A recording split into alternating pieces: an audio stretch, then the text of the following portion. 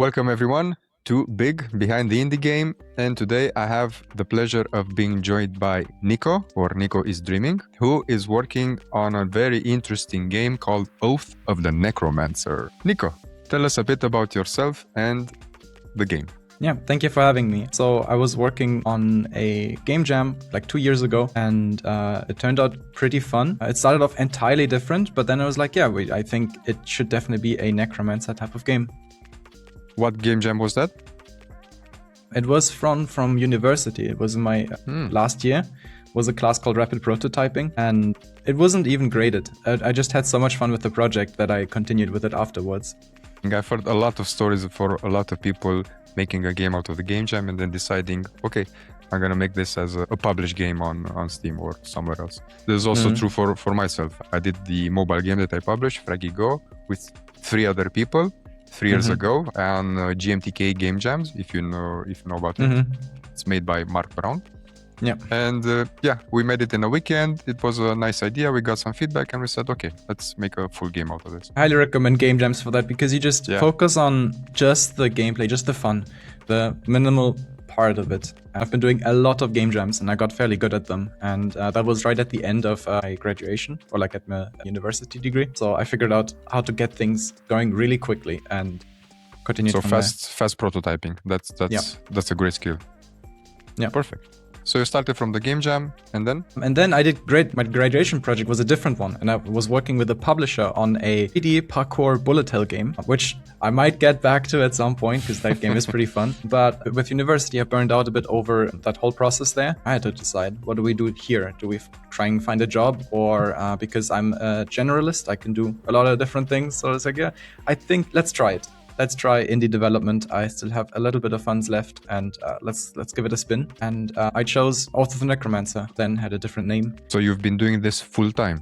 This is not a part-time side hustle. This is your full-time work into it. Yeah. I've been working some like side jobs or opportunities to get the funds a little bit higher again, but interesting. Overall, your time is fully dedicated in making a game, and on the side, you are taking jobs for you to have your own money. Interesting approach. And how is that working out for you? How do you manage your own time? It was like very interesting. It's a lot of things all at once. Also moving throughout all of Europe, back and forth. It's working on the game whenever you can. And it helps doing a lot of different things too inside the game, because it keeps things fresh. If I program one system for 2 weeks with breaks in between with work and stuff, that's a bit more difficult. But I'm constantly switching between art, game design, programming, and even like some marketing now and then. And that really does help the process of just keeping working on it. And also believing in the project really helps a lot. It was fun from the very beginning, and that just meant I saw the vision and I kept chasing that vision, and that helped in getting there. And you're making this game with someone else? Yeah. I graduated, and then I started working on it for like 3 months roughly, and I realized, okay, I should probably make a Steam page and put a capsule art there. And I was like, oh god, I need a good one for that. And I tried. Now you can send you like what it looked like. It looked pretty rough. I spent like a good 2 days on it, and I was like, yeah, no, this is not working out. I should pay someone to do this. And I remembered, I have a good friend in university. He's a really good artist. I'm gonna ask him. And he did sketch up something fairly quick. And first iteration already looked really, really good, like almost like the final one that we have right now. I was like, wow, this is great. I mean, I knew you were a good artist, but this is also good for what we need the game to look like and to be. And then we talked more, and we continued working together. We said like, yeah, let's do this together. He also had some time, was also very much into indie development, and also believed in this project. So you were actually friends or acquaintances before this? You got in touch with him to help you out with the Steam capsule first, with a small scope.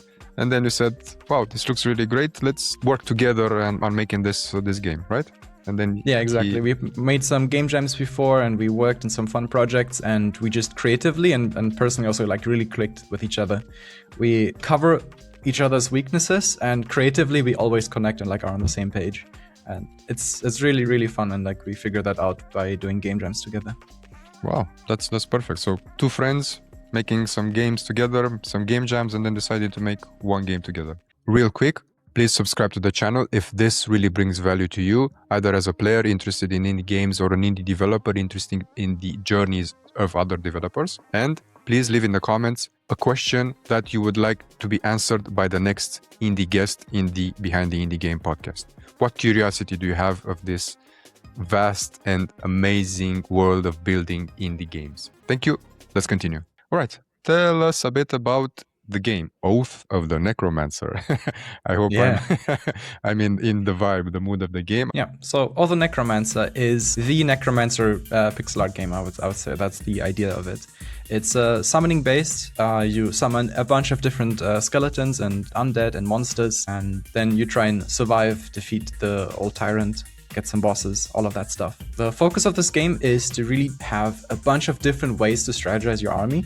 So you can have a bunch of little critters, you can have mostly archers or tanky ones, or ancient heroes, like unique characters. So the focus is really on variety and different playstyles, just like what roguelike games are about. Also just shows now that there's a Twitch integration. If you play with your friends or on Discord, you can have people join your game by displaying their name over it, and they can even use like unique abilities, and it will track their stats, and by the end of the game it will tell you how good your friends performed. There's also a bunch of relics that change the game dramatically, and story about a Greek Egyptian god that gave you the power of necromancy.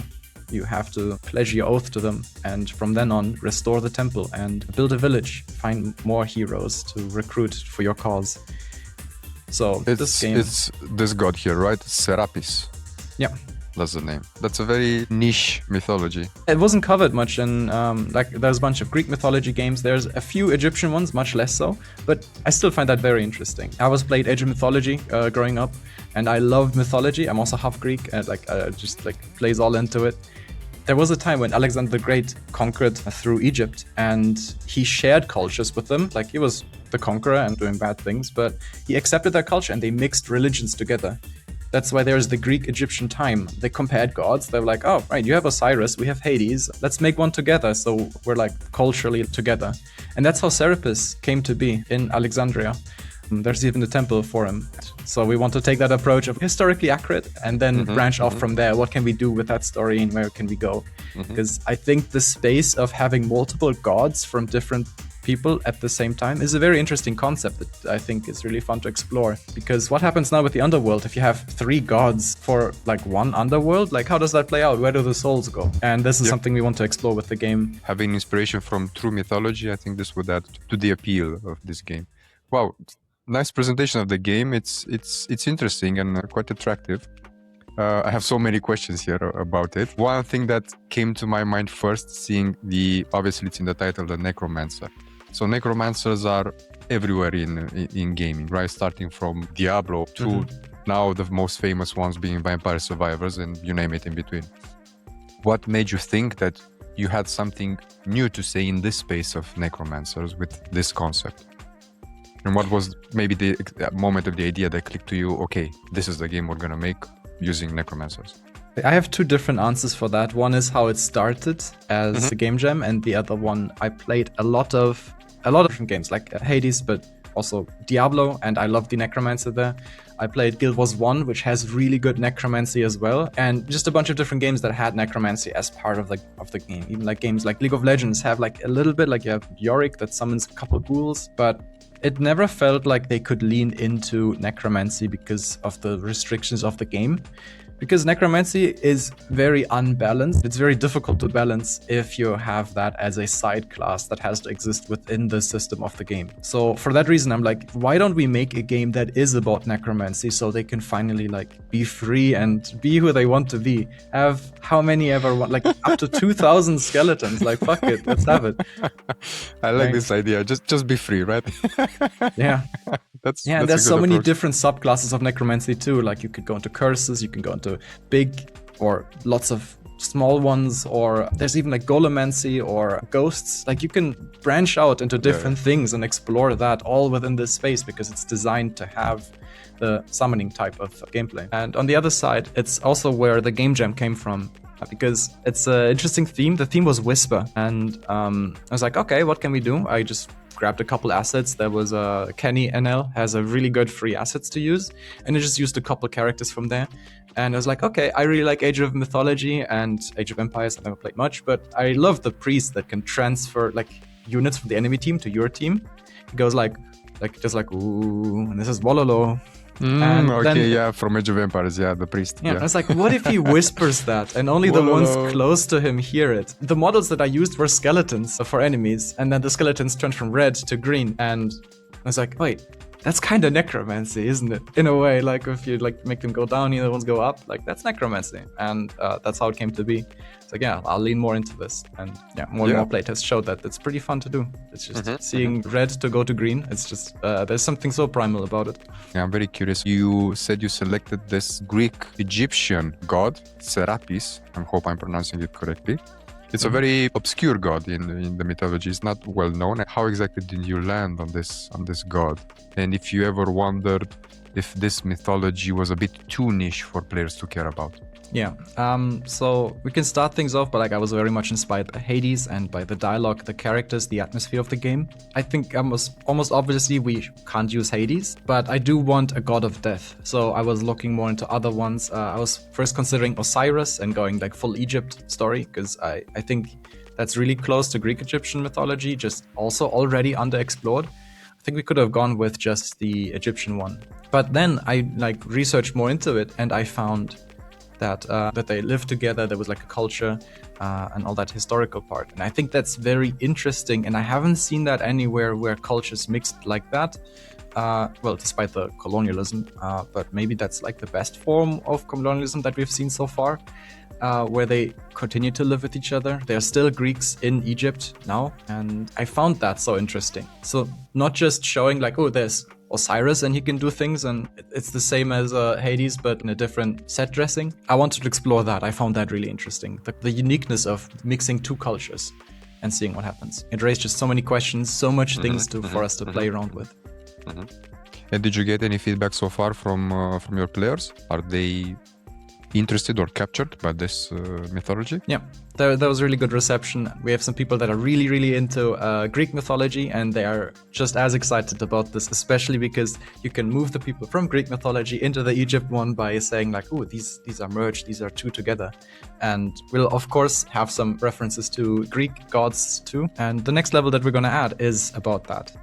This is where we'll explore what happens in the underworld, where there's more gods that fight over that space. I have one more question about the game specifically. It's a design decision curiosity. This is obviously a top-down 2D bullet hell, a lot of inspiration from the Vampire Survivors genre that we've all known from the past years. Now, be honest, do you think the Vampire Survivors genre ship has sailed? Or is there still room for this genre now in 2026? Yeah, it's a tough question. I haven't played too many Survivor games anymore because I started this when it was just starting off, but it took quite a while to make this game. I think if there's innovation, there's always space for more games in this genre. I think what generally gives the feeling of that's overdone, it's that it's the same thing that has been done too many times. It's a genre that is very easy to do or very, very easy to get into as a game developer, which is also why we chose it to start off as a first big project that we're working on. But we made it more complicated for ourselves with necromancy. So I think with innovation and with good twists and just something new, something fresh, I think this can revive or keep the genre going as it is. I see here on your page that the game is coming soon to early access. That's a huge milestone for you, and congratulations for being this close. When exactly? Do you have a firm date for this? Not a firm date, but we're looking to release in summer this year. So Q2 26 is the release for the early access, not the final launch. All right. So you're a team of 2 going into early access. What's the hardest thing about co-developing this with a friend? Not specifically the technical part, but the human side. Have you ever genuinely disagreed on something important enough that you had to fully give in, or the other to give in? Was there any arguments, tensions, or how do you manage this duo? Yeah, that happens we are from different parts we think differently about things. I think very numbers based and very system based, and he thinks a lot about the fantasy of it and the artistic appeal. And I think that's good. I think that's really good. And disagreements are not bad. I think they are a space to grow and have different views on things. So I think it's really good to have that a lot and to find both sides or more sides to the thing. Because if you work on it alone, you have your own view and no one challenges you on it. And this keeps critical thinking going. It keeps new ideas, fresh ideas. Maybe if I worked on this alone, I probably would have focused way too much on the numbers, and then it wouldn't be an atmosphere. But that would be probably lacking. We do disagree on things, but then we always talk them out and we figure out what is probably the best thing to go for. That's perfect. Thank you. And I hope this will help the audience. So you're saying this dynamic actually improves the game. This is for the better of the game itself. So you have also a live demo here on Steam that people can try out and play. I'm curious on how the reception was of the demo itself. Let's go into the numbers first. Numbers around 900 people that played the demo so far. Unique installs, I think it was. But what we did first, that was probably one of the worst decisions we did so far with the project, is that we started with the demo too early. Yeah, we uploaded that too early, and everyone gets an email or like a push from Steam when you upload this, when you make the demo first public. The demo we had then was not the best. It was very difficult. It was a bit lacking in like game design, and we were like, it was a bit too early for us in general. So it was more like a prototype. Yeah. It wasn't a vertical slice with you checking all the design boxes of the game and having it truly polished. It was, but the vertical slice wasn't as tall. Like, it wasn't that great. Quality-wise, we changed out all systems since then. But it was also part of our marketing strategy that we wanted to try out, is to get people through a demo, and to get to know about the game. It's like a point to try it out. And that only works because we are a roguelike game where you have constantly different gameplay and different things to explore. Like with a story game, you wouldn't be able to do this, I think. So we wanted to lean into this kind of like a live service system, like League of Legends or like Dota, where you can go in, you play, you come back, there's patch notes, something is entirely different, and you have a new game at your hands, basically, new problems to solve. And that is something that I wanted to try with this demo. But the release was too early, I think, because of the push from Steam, we didn't use that correctly. We could have gotten more out of it if we worked a little bit more on the fantasy and the appeal a bit more. I understand. But still, that was an occasion in itself, right? You learned from that experience that this was a better opportunity to have it used in your advantage. And then I'm curious, what's the feedback or one piece of feedback from players that completely changed how you think about the game and you had to redo it? Because this is actually the opportunity that rose from you having a demo earlier, right? Yeah. Gameplay wise, I was balancing the game so much back and forth because this genre is so snowbally. Like you get an army and then you get more army and then you just steamroll everything. You don't even see enemies anymore because your army is bigger than the screen. It's like, all right, we got to do something about that. So I think the biggest one was players showing me that they can be better than I imagined, and I had to like tone that down a bit. And it's like, see, how can I make the game engaging at any point of the game, even if you're winning? Or there were builds where you could get really, really tanky units and they would never die. You get them so much regeneration, healing, and stats. So I also had to like always look into that. Like, this game is a really like balanced challenge to get right. And so we changed up the system and added a few like hidden systems behind the scenes that make sure that the game is always at least like showing you enemies, letting you interact with them. And do you remember if you had any feedback that actually hurt, that didn't feel good because you knew that something was completely off in the game and you had need to change the direction? Did you got that type of feedback? It's probably the one where you had so many summons and people were like just steamrolling through the game, and that happened too often. And they were like, hey, this is really cool. Or both sides, like, hey, this is really cool, I'm winning so hard. And the other one is like, oh, this is like, I don't play the game anymore. So you had to fix that. Another one is the game is too difficult. I played it too much and I got too good at it and had to balance it around my experience. And that made it difficult for players that are new to the game. And having only one big level and the tutorial level now at least helps with that a bit. It's difficult to balance for lots of people. So now we have a difficulty system that will also expand more later. And talking about difficulty, I see you have here swarms of hundreds, if not thousands of enemies on screen, right? I'm curious on the technical aspect on this, if it's how difficult, how brutal it is to render armies of thousands of units on screen. And what engine are you using for this? And then if you can go a bit technically on how this is done. Yeah, so we're using Unity and using everything out of the box that Unity has, even though I heard that you shouldn't and you should replace them if you can, but since it's such a fundamental part and I was starting off with the game, so the first thing that I needed to replace was the pathfinding system for this game, because every single unit there pathfinds to the closest enemy at any given time. So I did a Unity jobs multi-threading system that checks that behind the scenes, and they wait for getting updates to where they should run to next. So every enemy, every summon is checking against all the other ones where they should go and attack to. That gives it like a really good feeling of how they behave. It's very simple because they just walk straight. That's the only thing they get is like a position of where they should go and then cause havoc over there. And that's what they do. And it feels really good, like the way they move around, the way they like clump around. It's very simple math and it just looks good, and that's great. So if we don't have to change that part, it's very performant now, so we can run with that. Another bottleneck is the physics, and that's the one that we have been working on the most. It is normal Unity rigid bodies, so lots of collisions, and that can get really messy and like really low FPS if you get many. Especially, did this broke your game? Multiple times. Thousands on screen, yeah. Yeah, so the limit is around 4,000 units on screen, depending on your build. And the brittles build is the most annoying one because there's a track in the brittle path where you can make them spawn more. So if you spawn one brittle, you instead spawn 4 in place of them. So you can get a lot of them, right? And then they spawn on the same spot and then they pop out of each other, and then there's 4. But that's a pretty expensive physics calculation. And then we have a relic that lets you spawn 50. And then all of those get multiplied by 4. Yes. Wow, okay. Well, if you don't have many. So it's this one, yeah. Yeah. And that pushes all enemies aside, and that can cause a fairly big spike. So that's what we've been working on, is making that work better. Making enemies wait their turn instead of just all pushing and like creating this mosh pit. Everyone gets like a pause. They need to wait like 200 milliseconds before they keep pushing.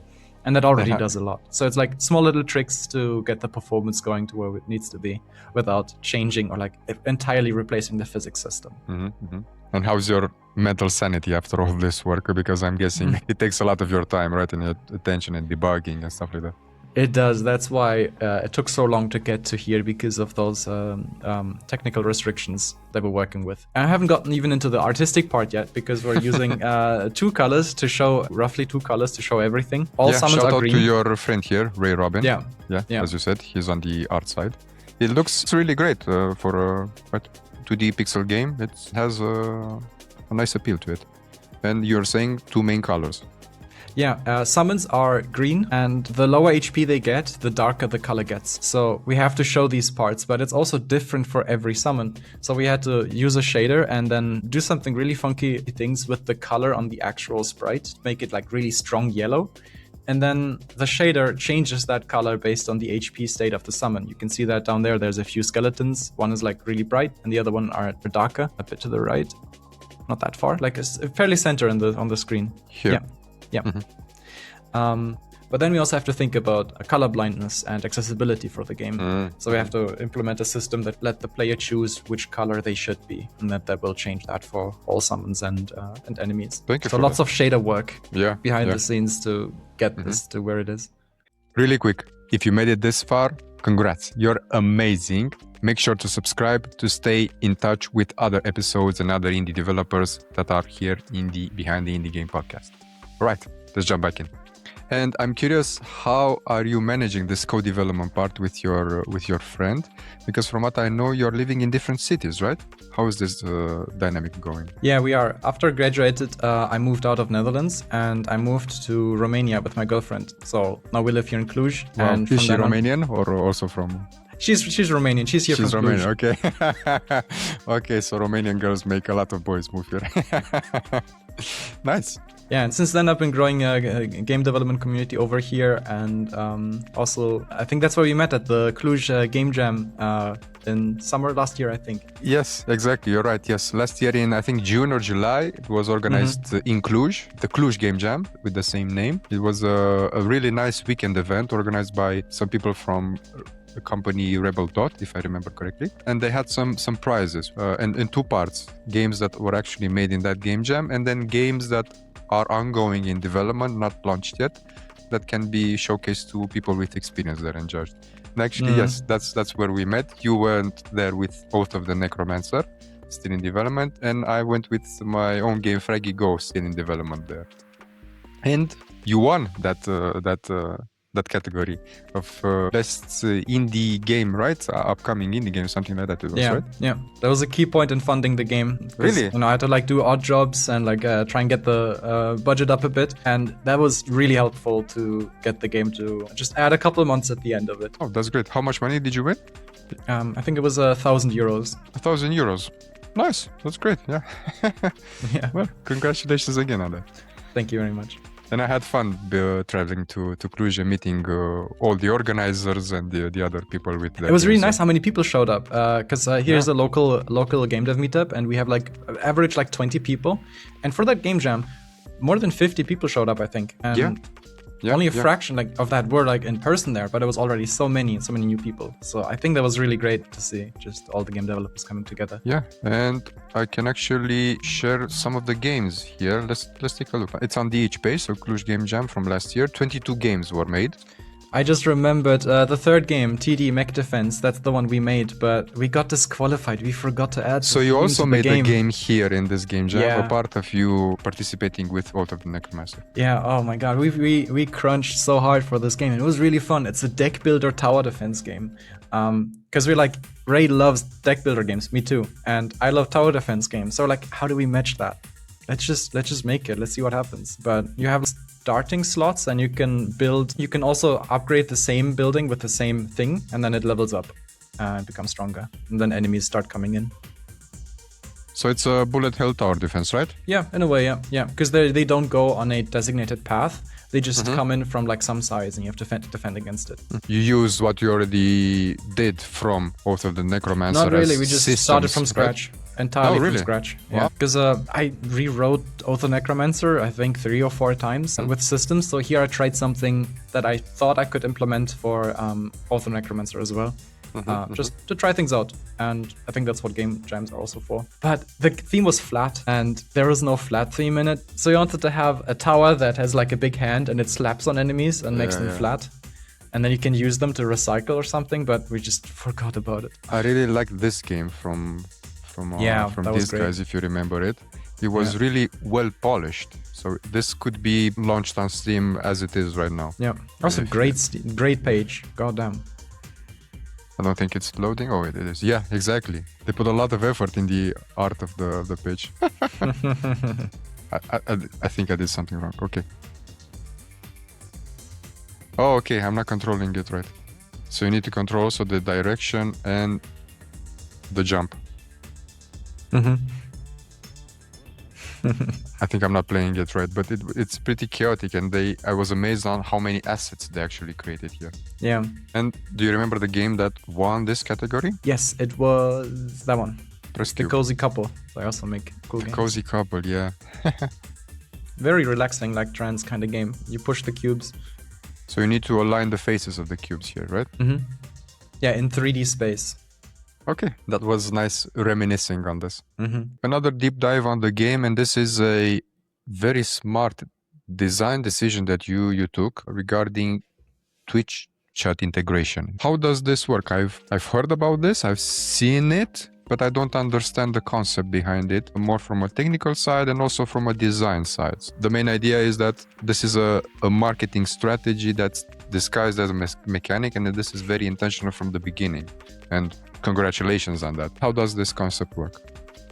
Okay, design stuff first. We have a game that has so many summons that all do like their cool little thing. And almost a year ago, I had this idea, oh, what if everyone on chat could be in the game? Like, how can you make a game that's just a true like Twitch integrated game? Because I feel like most games that are Twitch integrated, they don't really have mechanics that really include a specific viewer. It's all about like, hey, you can vote on this. And like, it's not really including them. They can put a vote to cause chaos.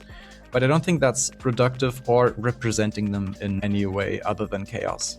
So this is where we went with our game, where you can control the summon. Well, to some extent, but you can.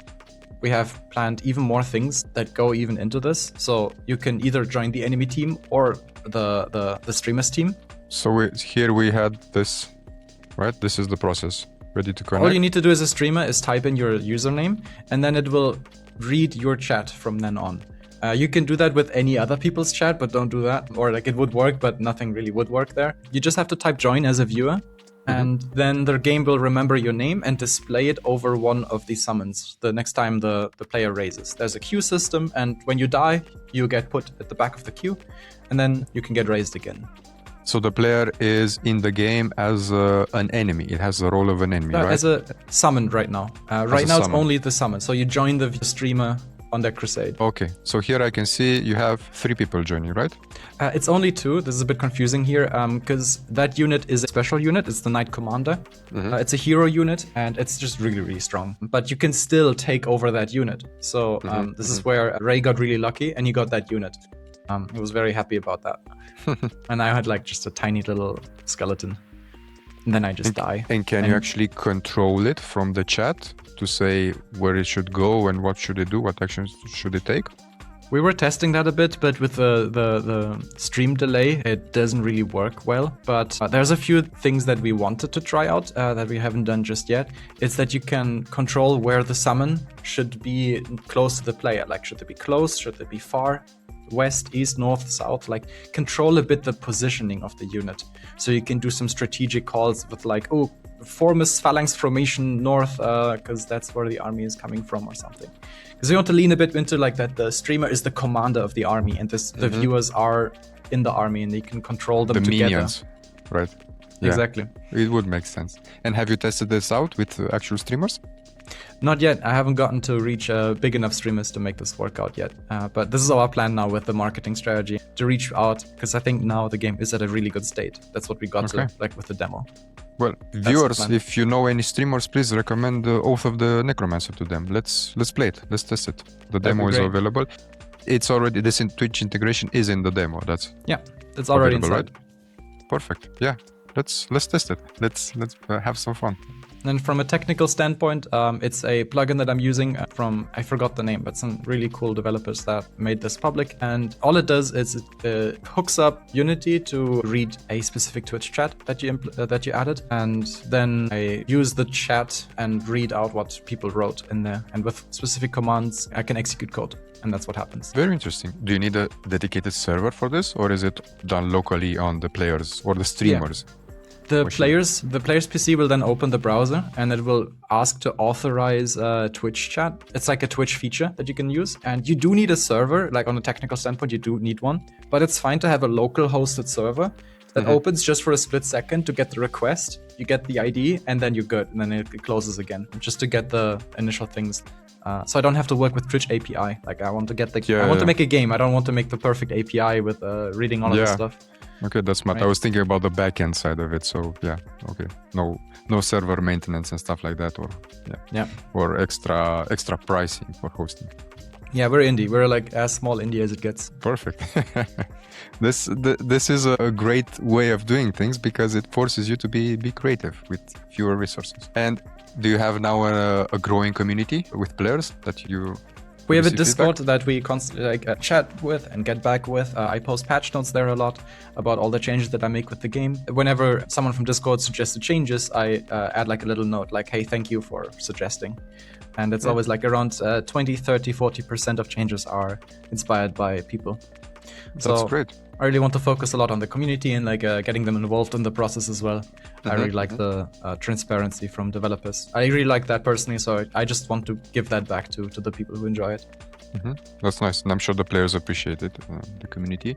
So I'm gonna drop in the description the link to your Discord community for others to join. And how are you balancing now your time and your effort and your attention into being available for the community and doing community management, which takes time, obviously, looking into feedback and giving information to them and actually developing the game? Yeah. I mean, that's like 4 jobs. How do we manage that?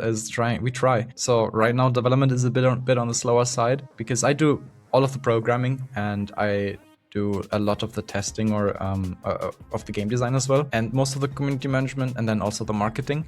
So it's always like times where I focus a bit more on one thing and then less on the others, but I just work a lot more. So it's not just 8 hours a day, I work more to meet the goals that I set up for myself.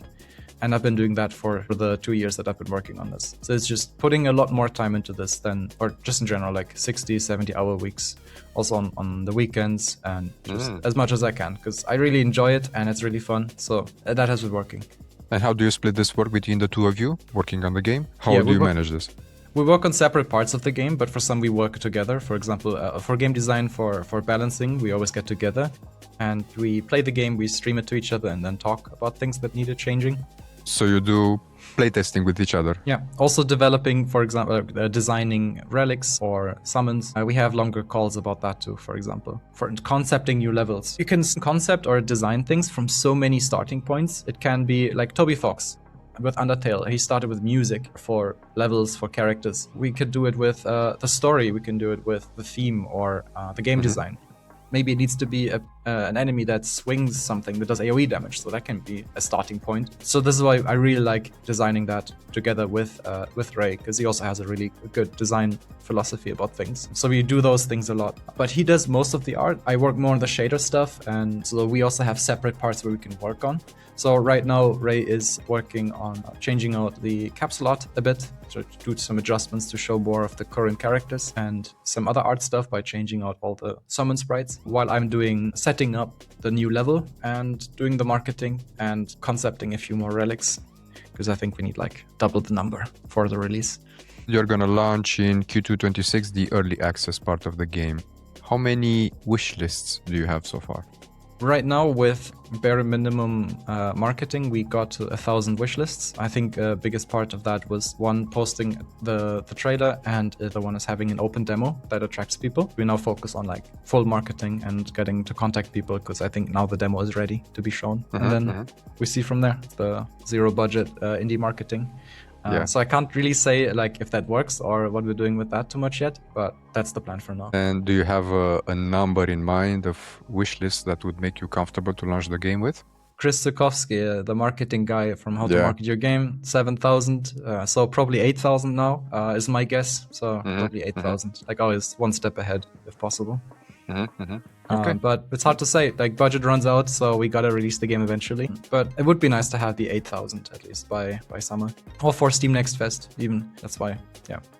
And looking at your Steam page right now, it looks really, really nice. I know you've updated the page recently, and the capsule art and even the trailer, right? This is newly up. I'm guessing you went through multiple iterations, right? Yeah, I did. So at the beginning that you just had something very basic from the start, and then you improved the art and the Steam page itself, also with a lot of information that I see here with GIFs, and I like it how you put it very visually on exactly what the game is about. And also the Twitch integration part. What can you share about this learning experience, about Steam page optimization before launching the game? What did you learn from this process? It's doing a lot of research, looking in a bunch of different games that either like I or Ray remember playing, and then looking at Steam pages and just writing down what we think looks best and works best. And then we chose from the best games, like Core Keepers ones looks fairly similar. We took a lot of inspiration from that, and how visual and like how good looping they are. They're crazy good. Space Marines 2 was also a really good one. And then we checked other ones where we thought it was really great, but then we can like on second look didn't like them as much anymore. Baldur's Gate, for example. We just really like the ones that show information on a glance. But production quality of Core Keeper, amazing game by the way. Everything loops perfectly. Like we tried to get that going as well, but we didn't want to spend too much time on it, so we decided against it. Yeah, for those these videos. ones. So these are video files uploaded on the Steam page, right? GIFs you can upload. So there's a bit of a restriction, but size file can be very, very big. You have longer loading times. It was Space Marine 2. I'm not of age. So they also had a similar concept, but more the headlines as well are separate files, I think, and it's all centered. So we looked into that as well. And honestly, that part, I don't think we had like 2 iterations maybe for the Steam page description. The trailer took the most. I think a lot more goes into making a good trailer than a good Steam page. I rendered the whole trailer 16 times in total, I think, and had multiple iterations in between that by just showing people my DaVinci file. Yeah, a lot goes into that. It's just filming, it's getting the right moments, it's preparing everything, it's just cutting everything to be as on the music, like on the rhythm as possible. And then also following a narrative, moving things around. Like just things didn't click. And usually when I do things click fairly quickly and I get like, I have an idea, I try it and it kind of works. For the trailer that didn't happen. And I don't have much experience with cutting or video editing. So that took, in total, like there was some time in between, but 3 weeks for the trailer. Yeah, that's a skill to learn in itself. Yeah. So when this game is done and shipped, so after early access, what does success actually look like to the both of you? Is it a number? Is it the reviews on the page, the feedback of the players? How does that look like for you? The meme answer would be to have a leaderboard and then be the best on that. But our goal is to be successful enough to make another game. And I think that's like maybe like every indie's dream, but that's definitely ours. Is we love doing this and we would love to do it again, and that's what we're working towards. Yeah, I guess that's the dream of most indie developers, right? Make their own game as a somewhat moderate hit first that can sustain the work for the next game, right? And so on and so on. That's truly the definition of indie, right? Being independent. So having your own funds from your own work for you to be able to continue with this, to make what you love. That's perfect. Okay, thank you. I wish both of you all the best on your journey. Thank you very much. The game looks really, really nice, and I'm also gonna try the demo myself sometime soon. And viewers, please play it and give Nico feedback on what you think, and also let's use that Twitch integration with some streamers. I'm really curious how that pans out. Where can people find out more about you or your game? Obviously, we have the Discord server. Yeah, Anything I post else? most often, like I got a couple of Reddit posts, but I think those are more like spammy. Blue Sky is where I post also a few more personal things or behind the scenes stuff. I post, for example, new relic ideas or just memes. I want to see how good shit posting gets marketing going or like traction. That's my favorite part, so maybe that's what I get into. Oh, there you can also see a little screenshot of how the game looked like roughly a year ago. This one? Yeah, that one. Yeah, pretty basic. Just to test out the mechanic and the general feel of it, right? Yeah, that was really close to the first demo that we released, like that style. It went a long way, I think. And then just posting different relic ideas or memes, shit posts, we'll see. And how is Blue Sky performing as a social platform instead of X? Do you have an account there also? Yeah, I do too. In Blue Sky, you can't see how many people saw your post. Like I have, what does it say, 3K followers on Blue Sky? But it doesn't really translate into getting more exposure, I think, because of the way algorithms work on Blue Sky. But it feels better on Blue Sky than on X. The people that interact with you are real people compared to like lots of things on Twitter where people are more focused on getting something out of everything. It's so much profit focused of like, hey, I need to sell this thing, or I'm a bot, or I do offer a service. It's more human here on Blue Sky. Much more human. And even if you have little followers, you still get the same exposure, I think, in most cases. But marketing-wise, my game doesn't really fit to Blue Sky. I think my game is for Reddit. It's a roguelike. I think that's where the target audience is at. So that's what I focus more on. All right. In closing, what do you wish players understood more about indie game development in general, from your point of view? Because making a game is still not easy. We have a lot of tools available, but it's still not an easy process. I think exactly that. It's that it takes really long, and the standard of games is so high now that you need so many things. Things like controller remapping, achievements, a cool looking UI and options, and Like all of these things that are, I would say, optional, or like not optional, but like not the main game core loop that you need to add to the game and to be like proper game. That's insane. It takes a long while. And if like players would be more aware of that, I think that would be nice, just to match expectations more, because it's a lot of things. Localization. Yeah. Oh god, that's something we are gonna get into at some point. And doing that retroactively, oh boy. This is also what I found in my journey of making a mobile game, which isn't large in scope. The part of game balancing and testing it to make sure that it runs okay and there are no bugs. It takes a lot of time. And every variable and every value that you add changes the feel of the whole system and the whole game.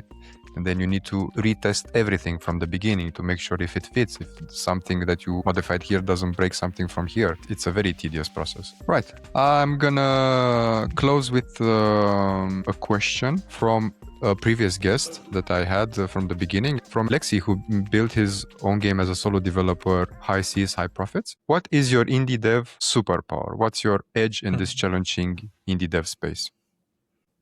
I think it's knowing a lot of different things. Like the ultimate generalist, I think, can be so good. Because you have all these different areas where you can source from and you can start from, that your eyes are open to all the opportunities, all the fields. Like I can get inspiration from art, from films, from music, from being outside in the real life, from history, from all of these different places. And I can put that into game design, or I can put that into art, I can put that into the music itself. And that really goes a long way. That's a really cool power to have, is to know about everything, at least a little bit. Okay, thank you for that. Yeah, so taking inspiration and knowledge for different areas, right? And using them to your advantage to build something unique, maybe. Yeah, because I think games are about ideas that, or themes that we know already, and then we can remix them and make them interesting, make them fun. Okay, Nico, is there anything else you would like to add that you think it's important? One thing that would be for the Twitch integration, it's that it also works for if you play with your friends. Stream the game to your friends. You can still hook up your Twitch account, but you don't need to be live streaming it. So you can just let your friends type in your offline Twitch chat, and they will still join the game. That's something we don't really show yet with the trailer. That's something we'll adjust in the future. Yeah. Because my friends really like just sitting in Discord, one guy is streaming and the other ones are just watching and backseating. But now they can be in the game backseating, all the better for it. Yeah. That's a nice idea, and I think it has potential for virality. You should push with this as a main marketing feature. Yeah, just need to find a way how to word it. That's what I'm struggling with, but I'll try that out.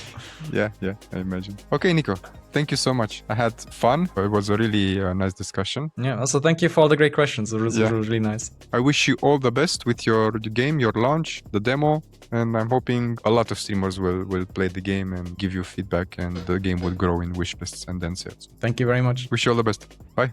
Bye-bye. Thank you so much for staying with us until the end. I hope this episode brought value to you, either as a player or as an indie developer working on your own indie games. Remember to subscribe to the channel, and see you next time. Cheers.